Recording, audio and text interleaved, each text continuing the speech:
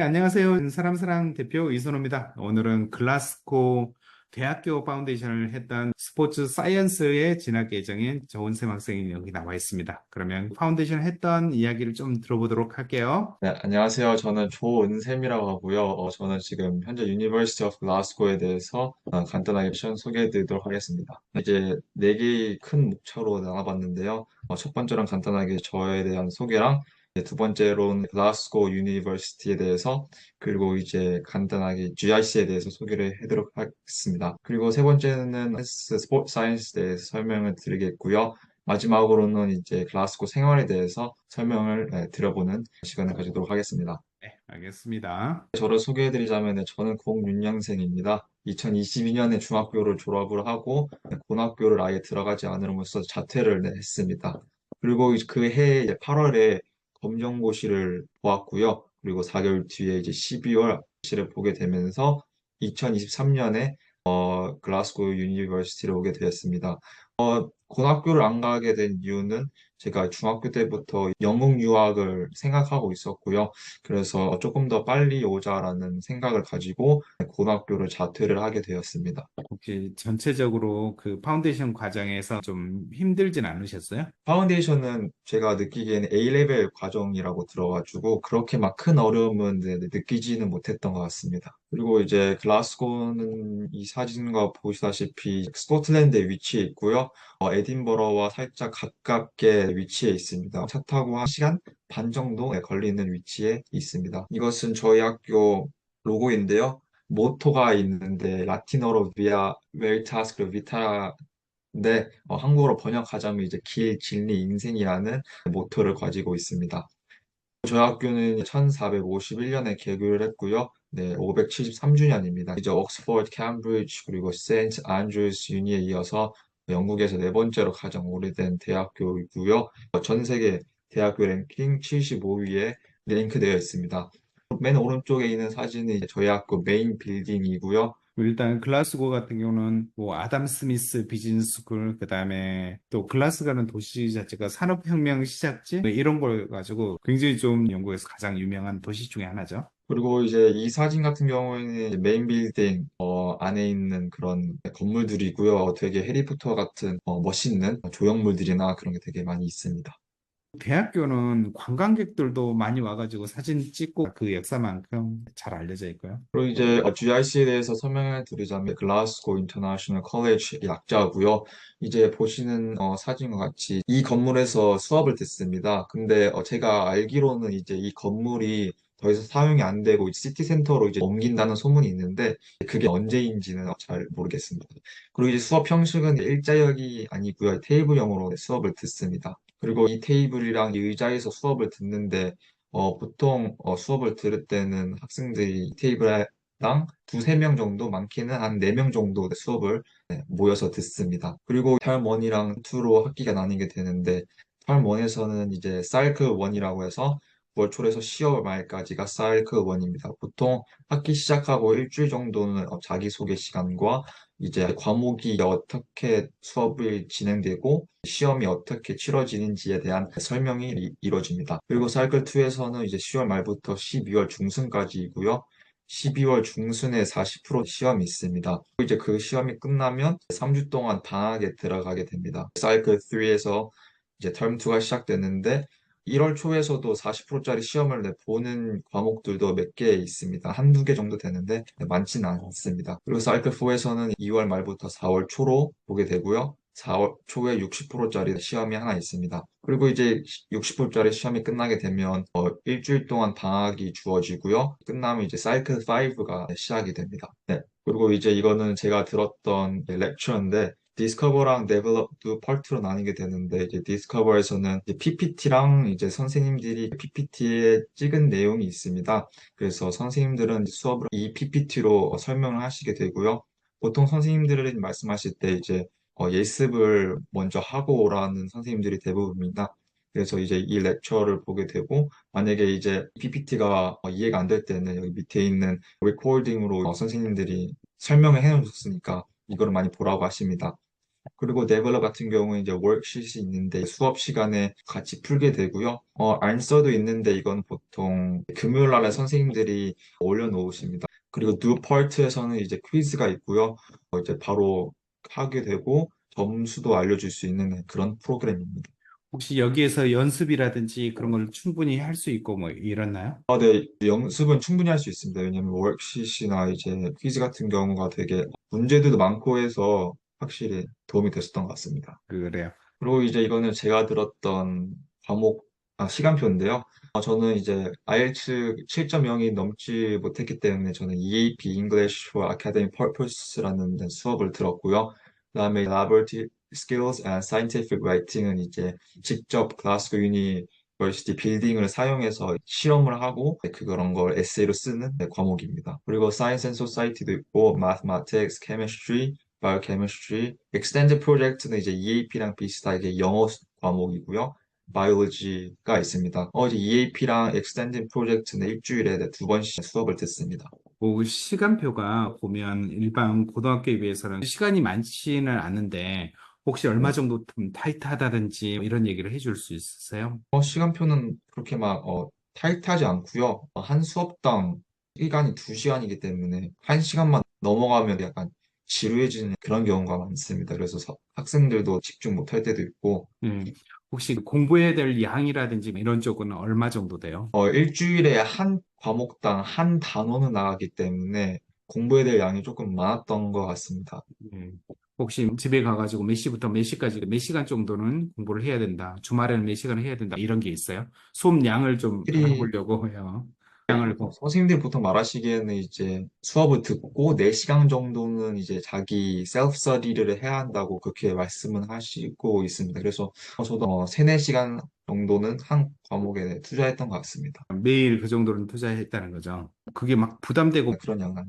음, 그리고 이제 이거는 사이클 5 시간표인데요. 굉장히 짧습니다. 일주일당 5개밖에 없는데 60%짜리 만약 시험에 페일하게 됐을 때 재시험을 볼 수 있는 위크이기 때문에 이 사이클 5는 약간 쉬어가는 사이클이라고 생각하시면 됩니다. 그리고 이제 시험에 대해서 소개를 해드릴 텐데요.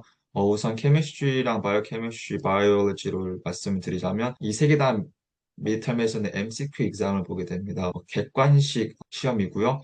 그리고 파이널에서는 케미스트리는 이제 페이퍼 exam 보게 되고 바이오케미스트리랑 바이올로지는 이제 에세이를 쓰게 됩니다. 이제 보기 전에 목 테스트라고 이제 한두 번 정도 보는 것 같습니다. 되게 설명도 잘 되어 있고 선생님들도 이제 설명도 잘해 주셔서 도움이 많이 됐던 테스트였던 것 같습니다. 그리고 시험은 그 한 테이블에 3, 4명씩 앉아서 치르게 되는데 아까 보여드렸던 그 테이블에서 보게 됩니다. 그리고 계산의 필요한 과목들은 계산기를 쓸 수 있게 되고요.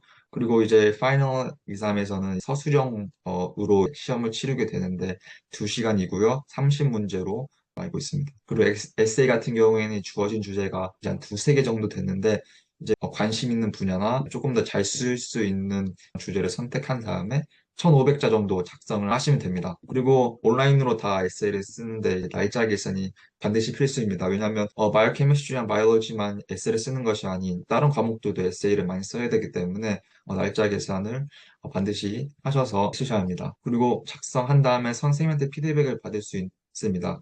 선생님들이 이제 피드백을 주시는 경우가 되게 다양한데 어떤 선생님들은 그냥 다 쓰고 나서 잘했다, 잘했다 하시는 경우도 있고 아니면 세세하게 이거는 좀 더 고쳐야겠다 하는 선생님들도 계십니다. 시험 볼 때 이렇게 테이블에서 3, 4명씩 앉아서 보면 이렇게 좀 건너서 볼 수도 있지 않아요? 선생님들이 이제 돌아다니면서 보시기 때문에 만약에 다른 사람들을 보게 된다면 바로 탈락 처리가 되기 때문에 저도 시험 방식에 대해서 조금 놀라긴 했습니다. 그리고 이제 검정고시를 했잖아요. 근데 이렇게 네. 이런 식의 대학교 수업인데 이거 어렵지 않으셨어요? 약간 멀티플 초이스 퀘스천 exam 같은 경우나 아니면 페이퍼 exam 같은 경우에는 조금 어려움은 있었는데 그렇게 페일하거나 그럴 정도의 어려움을 못 느꼈고요. 음. 에세이 같은 경우에는 확실히 exam보다는 어려움을 덜 느꼈던 것 같습니다. 음.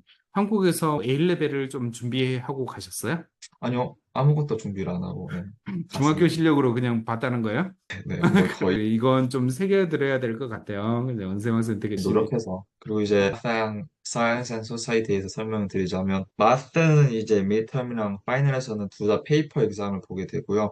Science and Society 같은 경우에는 midterm 시험이 없습니다. 다 파이널에서 보게 되는데, 프레젠테이션하고 포스터는 이제 각각 25%, 에세이는 50%에 해당하는 그런 시험을 가지고 있습니다. 그리고 이제 마스 같은 경우에는 보기 전에 목 테스트를 보는데 한 번밖에 안 봅니다. 제가 느끼기에는 목 테스트가 시험에 비해서 확실히 쉽게 느껴지는 그런 문제여서 그렇게 막 큰 도움이 되지 않았던 것 같습니다. 그리고 시험은 한 테이블에 3, 4명씩 앉아서 치르고요. 2시간인데 한 25문제에서 30문제 되는 그런 시험이었던 것 같습니다. 계산기도 쓸 수 있고요. 파이널 같은 경우에는 이제 마스 exam도 똑같이 2시간 25문제에서 30문제고요. 에세이 같은 경우에는 그 전과 똑같이 주어진 선택 후 1200자를 작성하게 되고요. 이것도 달자 계산이 필수입니다. 이것도 작성 후 선생님한테 피드백을 받을 수 있습니다. 이제 프레젠테이션 같은 경우에는 조별로 진행하게 되는데 이것도 주어진 선택 후 이제 2명에서 3명 정도 짝지어서 하게 됩니다. 이제 온라인 아니면 오프라인으로 찍어서 업로드하면 되는데 저희는 이제 3명에서 발표를 했기 때문에 7분 발표를 했습니다. 그리고 포스터 같은 경우는 이것도 선택한 다음에 온라인에서 만들면 되는데 엄청 크게 포스터를 만드는 게 아니라 약간 예방 포스터? 그렇게 조그맣게 만들면 됩니다. 네, 뭐든지 다 선택 리스트가 있으니까. 그 포스터를 주로 대학교에서도 그 과제로 만들고 하는데 이게 만드는 이유가 캠페인이라든지 사람들에게 알리고 이러기 위해서 만드는 거죠. 네네, 맞아요. 영국에서 저 대학을 가서 리서치를 한다라고 하면 여러 가지 프로젝트를 하고 그거에서 끝나는 게 아니라 이걸 사람들에게 알리고 하는 것들을 좀 하다 보니까 이런 프레젠테이션도 하고 그다음에 상업적으로 좀 알리는 경우도 있고 아니면 뭐 여러 가지 공익적인 목표로 알리는 목표도 있으니까 이걸 좀 많이 하는 것 같아요. 네, 맞습니다. 이제 이거는 마스가 제가 배웠던 이제 과목 팀들인데 되게 익숙한 과목들이실 겁니다. 이제 여기 보시면 근해 공식도 보이시고 이제 팀 7이랑 팀 8는 미적분입니다. 그렇게 막 공부량은 많지는 않고요. 그리고 고등학교를 나오시면 다 쉽게 이제 풀을 수 있을 만한 그런 때문에 그렇게 큰 걱정은 안 하셔도 될 것 같습니다. 네. 혹시 미분 적분을 배웠었어요? 저는 고등학교 수학을 거의 배우지 않았기 때문에 이제 팀 1이랑 3까지는 이제 거의 중학교 수학이거든요.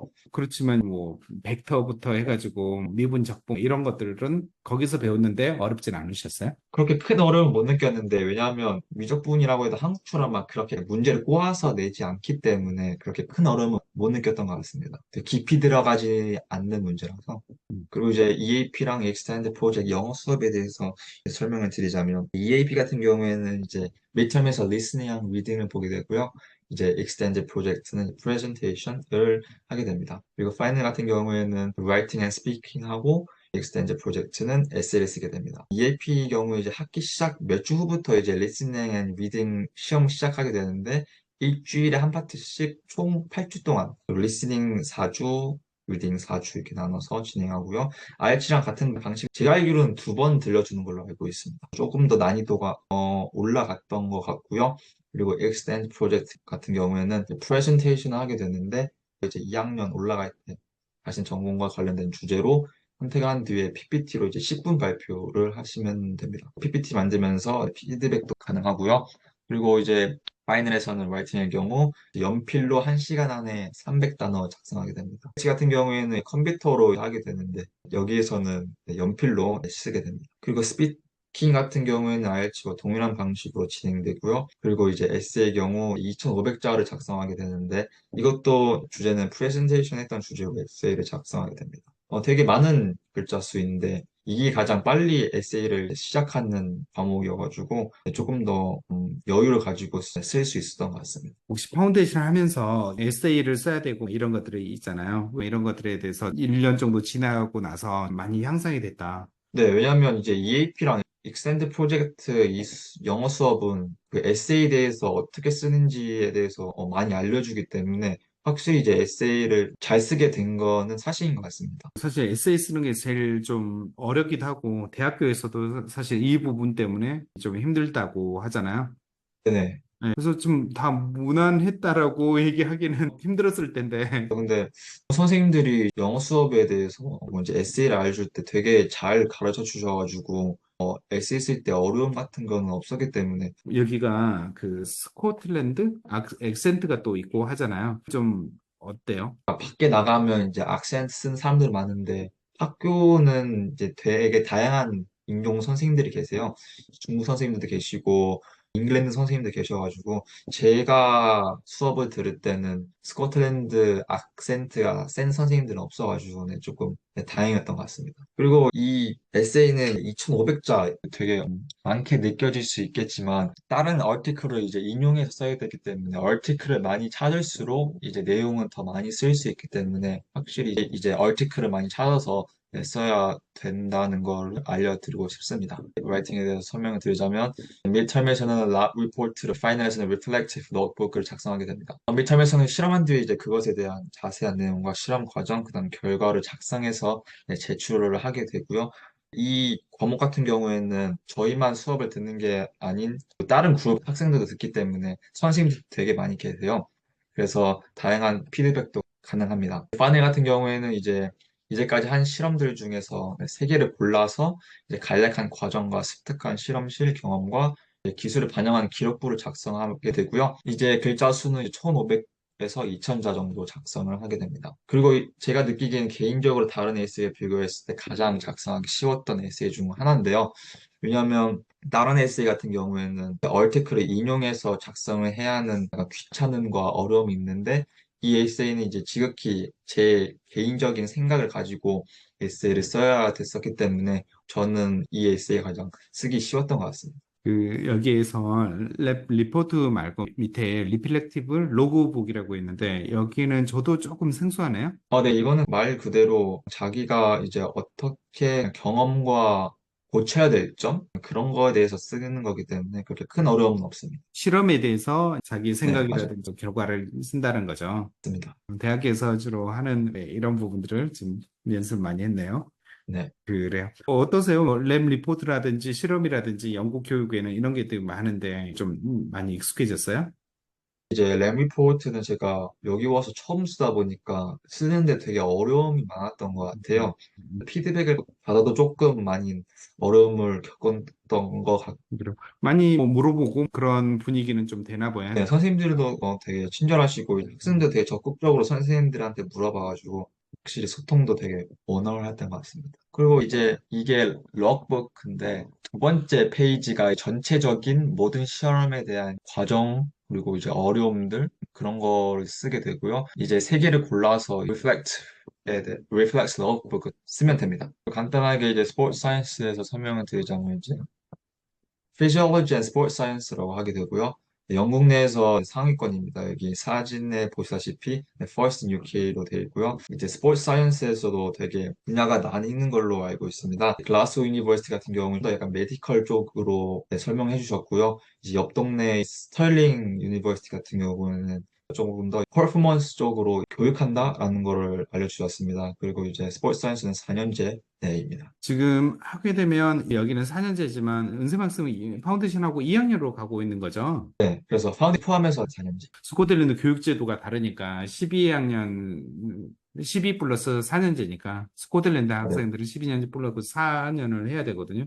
하지만 외국 학생들은 파운데이션을 하고 나서 2학년으로 간다고 생각하시면 되고요. 네. 그리고 이제 글라스고 생활에 대해서 간단하게 설명드리자면 장점은 이제 곳곳에서 유명한 건축가의 작품을 볼 수 있습니다. 어딜 가나 되게 그림적인 건축물도 볼 수 있고요. 그리고 식품이 굉장히 저렴합니다. 그리고 사람들이 굉장히 친절하고요. 어딜 가나 모든 사람들이 굉장히 친절합니다. 그리고 근처에 로커먼드와 같이 되게 아름다운 자연 공간이 있어서 여행하기 굉장히 좋은 위치에 있습니다. 그리고 가장 최대의 장점인 21살까지 버스 카드가 무료입니다. 영스컷이라고 하는 카드가 있는데 이제 그 카드만 있으면 21살까지 스코틀랜드 어디든지 버스를 무료로 탈 수 있는 장점이 있기 때문에 21살 이전에 글라스고 오시는 걸 추천드립니다.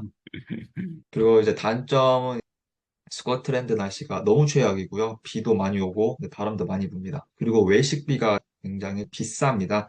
그래서 보통 이제 마트에서 사서 장 보는 게 더 쌉니다. 그리고 의료 서비스가 한국에 비해서 떨어지는데 한국은 긴급하면 이제 바로바로 진료를 봐주고 그런데 이제 여기는 그런 시스템이 아닌 것 같습니다. 그리고 인터넷이 느리고요. 확실히 한국이 IT 강국이라 그런지 인터넷이 확연하게 느립니다. 네. 유튜브 영상 뭐 이런 것들을 우리나라에서 많이 보잖아요. 그것도 네. 조금 느린가요?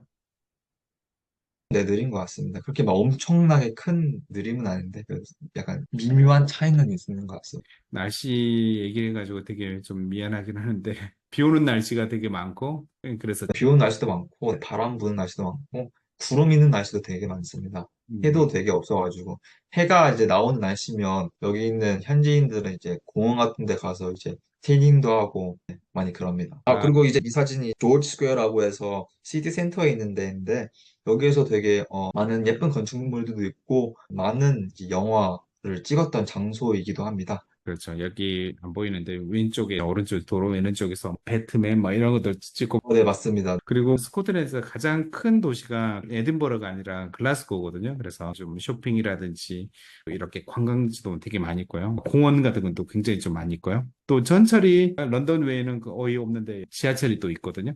그 옛날 지하철은 좀 작은데 이제 지하철을 바꿨더라고요. 신식으로. 그래서 오.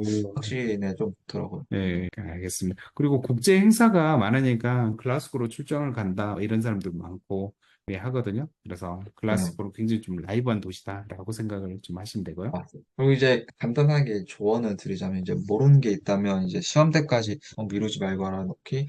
왜냐하면 선생님들이 한 번 강연 같은 걸 하게 되면 다시는 그런 팀에 대해서 말하지 않기 때문에 이제 바로 선생님한테 네, 물어봐야 됩니다. 그리고 분위기도 언제든지 물어볼 수 있어가지고 중간에 이제 선생님들이 프레젠테이션 할 때 이제 손들어서 물어볼 수 있는 네, 그런 학생들도 많이 있습니다. 그리고 다른 학생들과 함께 시간을 보낼 수 있고요. 저 같은 경우에는 그렇게 많은 시간을 함께 하진 않았지만 그래도 가끔 이제 밥 먹기도 하고 그랬던 것 같습니다. 그리고 저 같은 경우에는 대학교 동아리 같은 거는 참여하지는 않았던 것 같습니다. 네, 그리고 한국어는 학교에서는 사용할 일이 저는 전혀 없었던 것 같아요. 왜냐하면 한국 사람들도 없고 그래가지고 음. 보통 이제 한인교회나 아니면 한인 소사이티 같은 데 가면 한국어를 많이 사용하게 됩니다. 오히려 GIC 같은 건물에는 중국 학생들이 굉장히 많으세요. 중국 학생들이 한 90% 정도로 되게 많습니다. 그래서 오히려 영어보다 중국어 많이 들릴 정도로 중국 학생이 되게 많이 있습니다. 글라스고는 중국의 유명한 학교이기도 해서 그렇고요. 사실은 중국 학생, 홍콩 학생, 싱가폴, 말레이시아, 마카오 이런 학생들이 다 이제 중국어를 좀 쓰다 보니까 그렇게 좀 느껴질 수도 있을 것 같긴 해요. 그리고 뭐 시험 때까지 미루지 말고 알아놓기 제 느낌상 파운데이션이 되게 빨리 많은 걸 배우고 빨리 좀 진행이 된다 그런 느낌이 계속 항상 있었던 것 같아요. 그래서 네, 좀 모든 학생들이 공통적으로 이걸 얘기를 하는 것 같아요. 그래서 네. 밀어놓으면 그 다음 시험들도 범위가 너무 많다고 그런 얘기를 하는 것 같아요. 그리고 대학교 시설에 헬스라든지 동아리 이런 건 다 참여할 수가 있죠. 뭐, 다 참여할 수가 있습니다. 이제 시설들 같은 경우에는 음, 조금 노후화된 시설들도 몇 군데 있습니다. 글라스고 GIC 같은 경우에는 약간 시설이 노후화돼서 가끔가다 메인 빌딩 빌려서 수업을 들을 때도 종종 있어서 수업 자체를 메인 빌딩 가서 하기도 하고 그러나 보네요. 네네 맞습니다. 예, 알겠습니다. 그래요. 아이고, 고생 많으셨어요. 네, 설명해 아닙니다. 주시느라고. 스포츠 사이언스를 공부하는 이유가 어떤 건지 얘기해 주실 수 있어요? 네, 제가 워낙 스포츠를 좋아하기도 하고 그리고 음, 이제 직업을 생각해 봤을 때 스포츠에도 되게 직업이 많잖아요. 음, 이제 스포츠 경영도 있고 이제 스포츠 사이언스도 있는데 이제 좀 더 스포츠 사이언스로에 관한 직업을 고르고자 네. 전공을 선택했습니다. 혹시 그 스포츠 관련된 경험을 글라스고에서 했던 게 있으세요? 예를 들면 축구 경기를 갔다든지 아니면 스포츠 관련돼 가지고 뭔가 이용을 했다든지. 아, 네. 여기에 축구 같은 경우에는 워낙 유명하잖아요. 스코틀랜드나 영국이나. 그래서 확실히 이제 스코틀랜드 같은 경우에는 셀틱이랑 레인저스랑 이제 굉장히 이제 라이벌 관계이기 때문에 가끔가다 경기를 보러 가기도 하고 네, 그리고 경기가 없은 프리 시즌 같은 경우에는 다른 팀들이 이제 글라스고 아니면 이제 에딘버러 와서 경기도 하기 때문에 이제 거기도 많이 참석했었고요. 그리고 이제 한인기도 이제 축구를 모여서 하는 그런 날도 있습니다. 그래서 가끔가다 같이 축구하기도 합니다. 그래요. 사실은 여기가 아까 얘기 셀틱 했잖아요. 옛날에 차두리하고 기성용이 여기서 네, 뛰었고, 그 다음에 커먼웰스 올림픽이라고 그 행사도 글라스고 할 정도로 큰 규모의 그런 도시라는 거 다시 얘기해 드리고요. 네, 네, 맞습니다. 네, 그리고 그거 말고도 이제 여기서 사이클 대회도 많이 진행을 했었고요. 네, 네. 되게 많은 스포츠 행사가 글라스고에서 진행되는 것 같습니다. 국제 행사가 굉장히 좀 많이 일어나죠. 그래야 네, 오늘 수고 많으셨고요. 감사드립니다. 한마디로 혹시라도 글라스고 온다라는 사람들한테 마지막으로 뭐 조언도 괜찮고요. 하고 싶은 얘기, 어떤 거 준비하고 오는 게 좋다, 뭐 이런 거. 확실히 파운데이션은 그렇게 엄청난 큰 어려움은 없지만 만약에 잘 대비하고 잘 준비했을 때는 큰 어려움은 없지만 이제 다른 이제 기후 환경적인 우울하기도 하니까 거기에 대해서 조금 많이 신경을 쓰고 오시면 굉장히 네, 좀 글라스고 낭만 있는 도시다 보니까 잘 지낼 수 있을 겁니다. 그래요. 알겠습니다. 아무튼 공부하느라 고생 많으셨고요. 그다음 무엇보다도 아닙니다. 대학교 합격한 거 축하드리고요. 나 네, 감사합니다.